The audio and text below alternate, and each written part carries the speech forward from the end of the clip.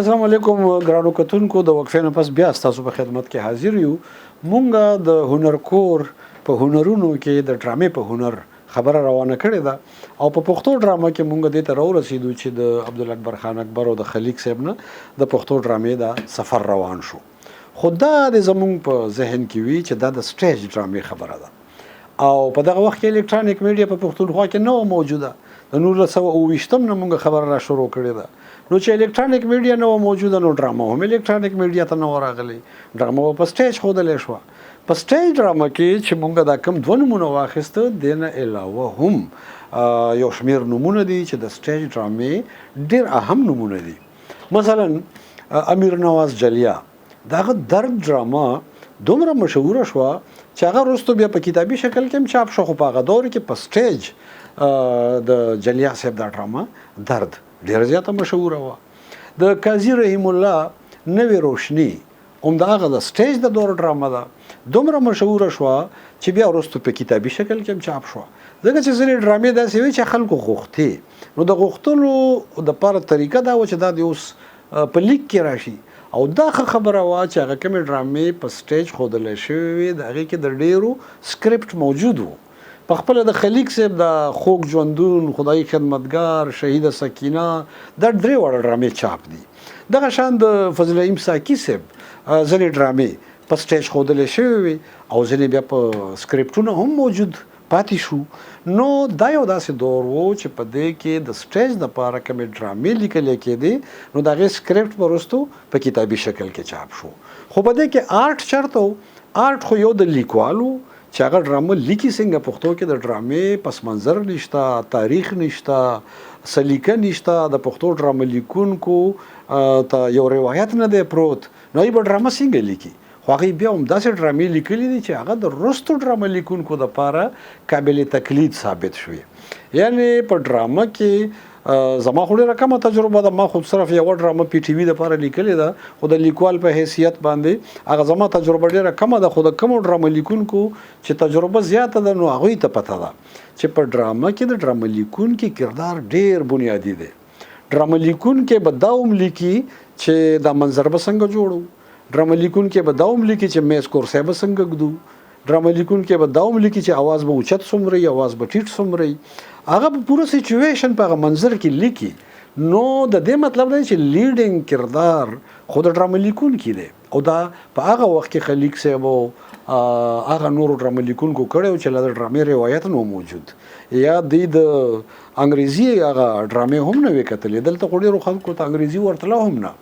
نو دا دوی د خپل ذهن نه منظرونه څومره پکار دي، په یو منظر کې کم ډیټیل او کم تفصیلات پکار دي، په هغې کې کم ډایرکشن او کمې لارښودنې پکار دي چې وروستو پروډیوسر ته یا هدایتکار ته اساني پیدا شي، بیا اداکار ته اساني پیدا شي.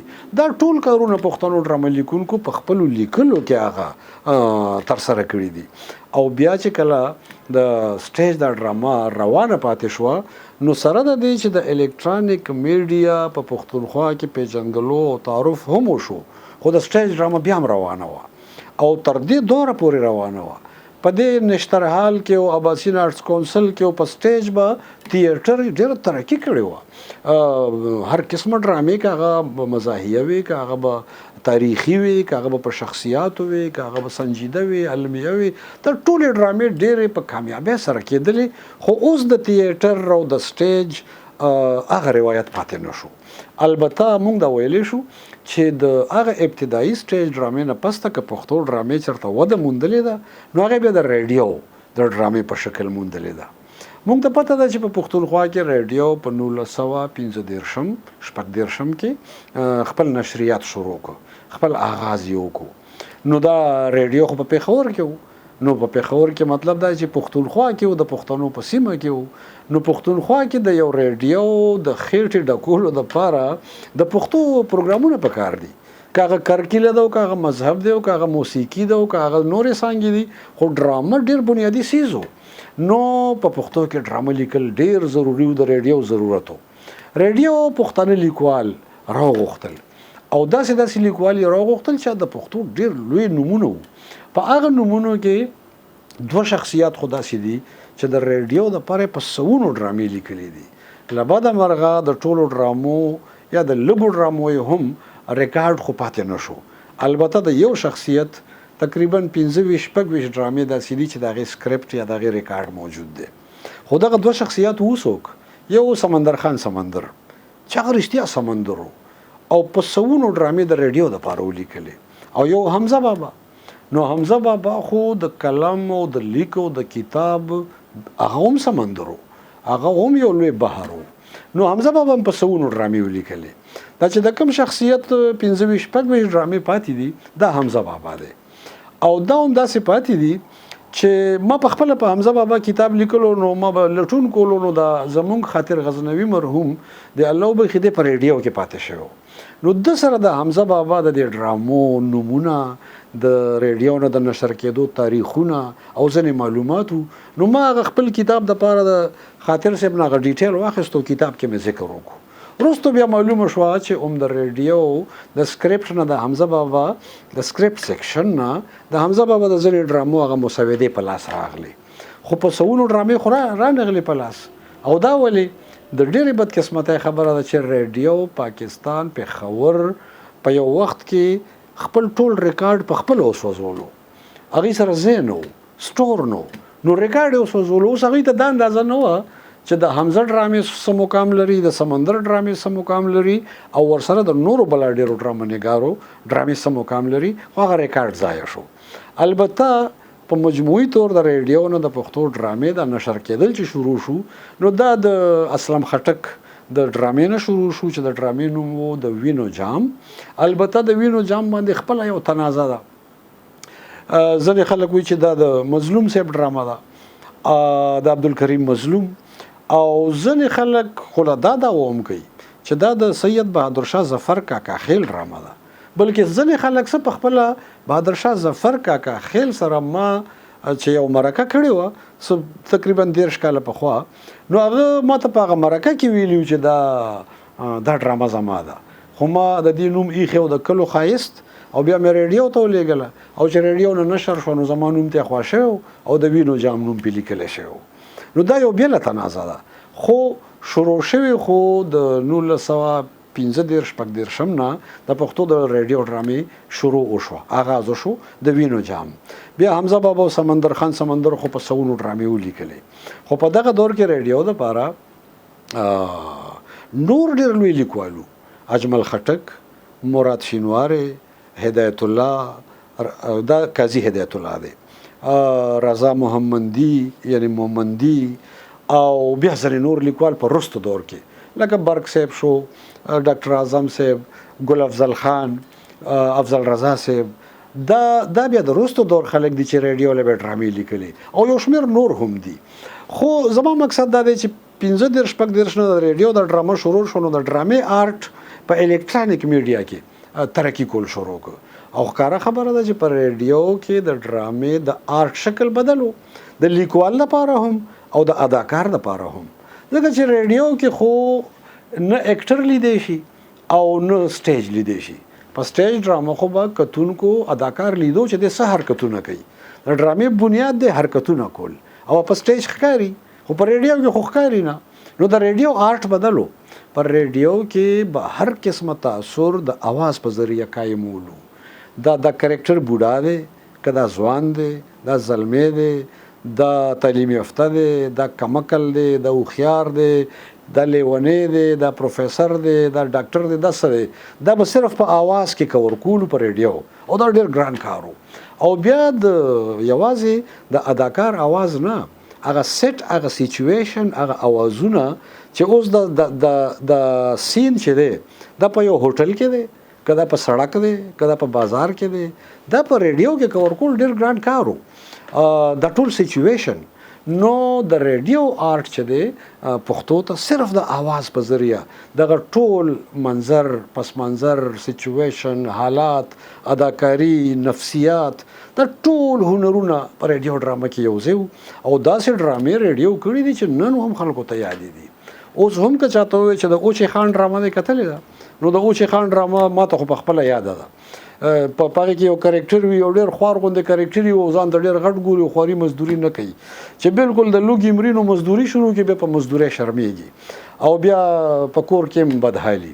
اوس دا ټول سچويشن د ریډیو د आवाज نه اخیستل ډېر ګران کار دی خو چې آرټ وي پروډکشن وي لیکوال د کمال وي نور اسانه وي نو بیا هغه ورسي نو ریډیو ډېر لوی خدمت وکړو او دا کم نمونه چې ما واخیستل نو دا نمونه بیا رستم وغځېدل دا تر نور البشر نوید صاحب او تر ګل محمد بیتاب او تر زمونږ د دور پورې فرید الله شاه حساس زبیر حسرت او چې د څومره ملګري زمونږ د دور دي همایون همدرد پورې د کیسه راغله دوی به ریډیو له هم لیکلې ډرامې خو کار دا وشو چې د ریډیو نه پسته الکترونیک میډیا په پښتونخوا کې د پی ټی وی شکل واخیستو. پی ټی وی په شکل یو زیاته موثره ذریعہ زموږ مخې ته راغله یعنی د ټلویزیون ډراما په پښتونخوا کې په پیښور کې د ټي وی سټیشن چې دی د په 1940 کې جوړ شوی دی.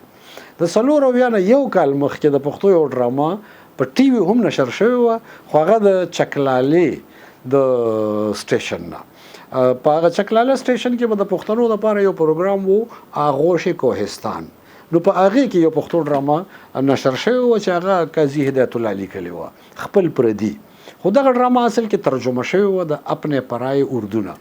البته په پیښور کې چې ټي وی سټیشن شروع شو نو هغه د ریډیو هغه تجربه کار هغه تکړه باصلاحیت لیکوال ټي وی ته راغلل او په ټي وی کې چې بیا موږ وکتل نو ډاکټر اعظم خو د ډرامې بادشاه دی د کې خو شک نشته هغه ریډیو لم ډیری لیکلي خو د ټي وی ډرامې کله ټول نو لوی لیکوال دی نو هغه د ډاکټر محمد اعظم چې تنزیم لیکلي دي مزاحیم لیکلي دي سنجیدیم لیکلي دي د وګدو کیستونو ډرامې سیریلز او هر څه کړي دي خو د اعظم صاحب سره چې د ټي وی د لپاره کوم لیکوال وو نو په هغه کې خو د سعد الله جان برق صاحب د ګل افضل خان د پروفیسور افضل رضا زمونږ همایون هما صاحب او دغه دور خالق داد امید ځینې نور مشران او په کشرانو کې هم هغه خلک چې د ریډیو نه سټارټ اخیستی ګل محمد بیتاب خو ټي وی د لپاره ډېرې ونه لیکلې ریډیو له ډېرې لیکلې وي خو دا فرید الله شاه حساس او همایون همدرد ټي وی کې ډېرې د معیار ډرامې وکړي.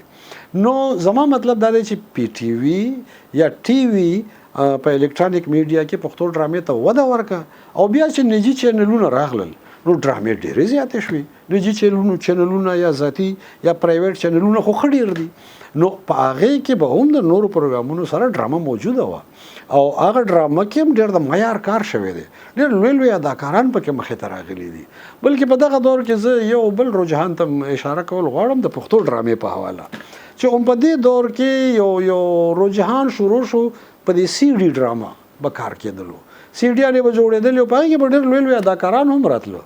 ما په سی ډي ډراما کې د آصف خان او د عمر دراز خلیل او دا فلمي اداکاران ما په ډرامو کې لیدلي چې هغوی سره به سمون نه خوړو ځکه چې د سی ډي ډرامې شاته ټیم به قابل نه و پروډیوسر او هدایتکار او لیکوال او دغه به داسې قابل نه و خو د پیسو خبره وه نو هغې د پښتو ډرامې د آرټ د هنر هغه معیار ډېر ټیټ کو او دومره ټیټ کو چې هغه سیز ناکام شو سی ډي ډرامې ختمې شوې. البته د پی ټي وی او د نورو ذاتي نجی چینلونو د ډرامې په پښتو کې چې کوم سفر دی هغه تر نن دوامدار دی سره د دې چې د زوال سره خو مخ شوی دی یعنی هغه په یو دور کې به چې ډرامې څومره خلک پیدا کول او کتونکي به پیدا کول یو انتظار به پوره هفته به یو کس ته خلک ناستو چې ډرامه به ګورم هغه رجحان خو نه دی خو دا نور وجوهات دي. البته موږ دا ویلی شو چې د ریډیو نه پسته په الکترونیک میډیا کې د ټي وی چینلونو پښتو ډرامې ته په لیک کې هم ډېره وده ورکړه او د لیک نه علاوه چې د ډرامې سره د آرټ نورې څانګې دي که هغه د پروډکشن ده یعنی د هدایتکارۍ ده که هغه د اداکارۍ ده او که هغه نورې څانګې دي ټیکنیکل نو هغې ډېره وده وکړه او نن موږ ویلی شو چې پښتو ډراما د یو فاین آرټ په حیثیت چې شروع یې د 1929 نه د عبدالاکبر خان یا د عبدالاکبر خان نه هم مخکې د یوې ډرامې نه شوې وه هغه تر ننه روانه ده. الکترونیک میډیا دغه ډرامه خپله کړې ده، د خوره کړې ده او په دنیا کې خوره کړې ده. نو د ډرامې د آرټ هغه حیثیت د فاین آرټ په حیثیت نن هم ژوندی دی. البته ضرورت د دې خبرې دی چې د نن دور د تقاضو سره د ډیجیټل نړۍ سره د الکترونیک میډیا د خورونې سره د نت د دور سره پکار ده چې دا ډرامه نوره خوره شي، ژوندی پاتې شي، د دې د آرټ ژوندی پاتې شي او دا ډرامه چېرته کې د زوال سره مخ نه شي. ملګرو خبرې ډېرې دي خو همدلته تاسو نه اجازه تخلو. د الله پام.